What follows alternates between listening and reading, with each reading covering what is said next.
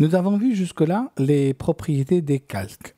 Mais les calques aussi ont des états. Alors, qu'est-ce qu'un état de calque? C'est tout simple. Là, j'ai pris un dessin qui a été fait sur plusieurs calques. Entre autres, on trouve calque code, calque mur, calque hachure. Alors, on retrouve ici 3 états possibles.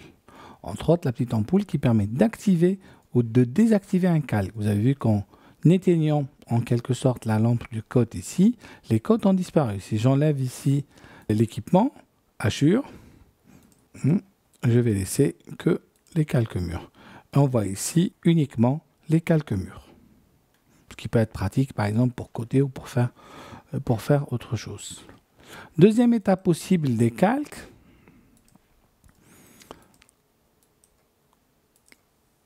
c'est la possibilité de geler un calque ou de le libérer.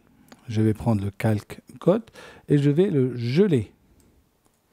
Ici, le calque n'apparaît pas, mais en termes de machine, ça a changé. Un calque inactif est un calque qu'on ne voit pas, mais qui est chargé dans la mémoire de l'ordinateur. Donc, il s'affiche quand on fait des regènes, quand on fait des zooms, il va être là. Alors qu'un calque désactivé, il n'est pas pris en charge au niveau du calcul.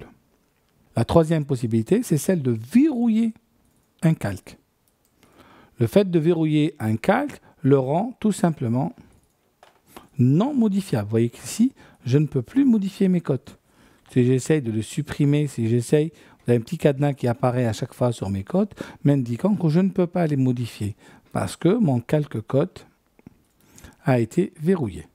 À savoir qu'AutoCAD crée des calques par défaut. Alors le calque 0 est un calque qui existe par défaut que vous ne pourrez pas supprimer.